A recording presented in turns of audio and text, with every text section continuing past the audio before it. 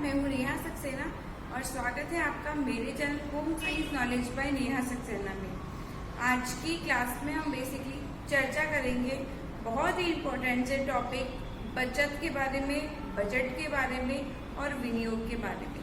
तो ये तीन शब्द ऐसे हैं जो हमें बहुत सारे ज्ञान से वर्धक से पूर्ण होते हैं और एग्जाम में इन पे बहुत अधिक क्वेश्चन आते हैं। तो इस वीडियो को स्टार्ट करने से पहले आप सभी से रिक्वेस्ट है, अगर अभी तक आपने मेरे चैनल को सब्सक्राइब नहीं किया है तो फटाफट से सब्सक्राइब कर दीजिए। वीडियो अच्छा लगे तो शेयर जरूर कीजिएगा। तो सबसे पहले अपन बात करते हैं बचत के बारे में। जी हाँ, आय का वह भाग जो उपभोग व्यय के बाद बचता है उसे हम बचत कहते हैं, सेविंग्स कहते हैं। एग्जाम्पल फॉर 10,000 आपकी सैलरी है, उसमें से आपने 8,000 खर्च कर दिए हैं तो 2,000 जो बचे वो आपका क्या कहलाएगा? बचत कहलाएगा। और जो हमने 8,000 खर्च किए हैं वो हमने भोजन, वस्त्र, आवास, चिकित्सा, शिक्षा, यातायात, अन्य वस्तुओं पर हमने खर्च किए हैं, वह चीजें मदद कहलाती है। नेक्स्ट मैंने आपको बताया कि बजट किसे कहते हैं। आय और व्यय का जो विस्तृत ब्यौरा होता है, हम डिटेल्स में लिखते हैं, उसे हम कहते हैं बजट। ठीक है। एग्जाम्पल फॉर कांति पांडे के शब्दों में क्या होता है कि बजट वह भाग है जो हमारी कुल आय एवं कुल व्यय का विस्तृत ब्यौरा हमें प्रदान करता है। बजट 3 प्रकार का होता है बच्चों। पहला जो होता है उसे हम कहते हैं संतुलित बजट, जिसमें आय और व्यय दोनों ही बराबर होते हैं। एग्जाम्पल फॉर 20,000 आपकी सैलरी है और एक्सपेंडिचर भी आपका 20,000 ही है, तो इस प्रकार से हम जान सकते हैं कि 20,000 में से 20,000 आपका एक्सपेंडिचर हो गया, भोजन, वस्त्र, आवास, चिकित्सा, शिक्षा, इन सभी पे खर्च हो गए, तो ये आपका कहलाएगा संतुलित का बजट, जिसमें आय और व्यय दोनों बराबर होती है।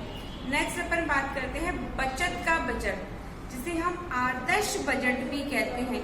वह बजट जिसके अंदर आय तो होती है ज्यादा और व्यय होता है कम, उसे हम बचत का बजट या फिर आदर्श बजट कहते हैं। एग्जाम्पल फॉर 20,000 आपकी सैलरी है, आपने 15,000 खर्च कर दिए अपनी आवश्यकताओं की वस्तु पर, उपभोग पर आपने खर्च कर दिए, और 5,000 जो आपके शेष बचे, जिसे आपने किसी बैंक में या किसी भी डाकघर में इन जगह पे जमा करा दिए, और उसको वो क्या होगा, उस पर आपको क्या मिल जाएगा? ब्याज मिल जाएगा। तो जो सेविंग्स है वो आपकी इंक्रीज हो जाएगी, वो चीज कहलाती है आपकी बचत। क्या आय का वह भाग जो उपभोग व्यय के बाद शेष बच रहा है, तो 5,000 रुपये आपके क्या बच गए? सेविंग्स से लाई। ठीक है, जिसे अपन बचत कहते हैं। नेक्स्ट अपन बात करते हैं विनियोग की। अब जो ये 5,000 रुपये आपने लिए और उसको आपने किसी बैंक में, डाकघर में, जीवन बीमा निगम में, कहीं पर भी आपने जमा करा दिए और उस पे आपको प्रति माह ब्याज मिल गया। ठीक है, तो बचत प्लस ब्याज बराबर होता है बच्चों विनियोग। बचत प्लस ब्याज बराबर क्या कहलाता है? विनियोग कहलाता है। ठीक है, और बजट का एक तीसरा रूप होता है, उसे हम कहते हैं घाटे का बजट, जब हमारी आय तो होती है कम, ठीक है, और व्यय होता है ज्यादा। एग्जाम्पल फॉर वही 20,000 आपकी सैलरी है, परंतु आपने अपना जो बजट बनाया है वो आपने 21,000 रुपीज का बनाया है, तो ये आपका घाटे की बजट की श्रेणी के अंतर्गत रखा जाता है। ठीक है, और विनियोग किसे कहते हैं? बचत प्लस ब्याज बराबर विनियोग कहते हैं, जिसे हम इंग्लिश में इन्वेस्टमेंट कहते हैं, और उसको हम इंक्रीज करने के लिए विभिन्न संस्थाओं को क्या लेते हैं? काम में लेते हैं। ये था आज का एक बहुत बेसिक सा वीडियो जिसमें मैंने आपको टर्मिनोलॉजी समझाई है। आई होप आपको मेरा वीडियो अच्छा लगा होगा।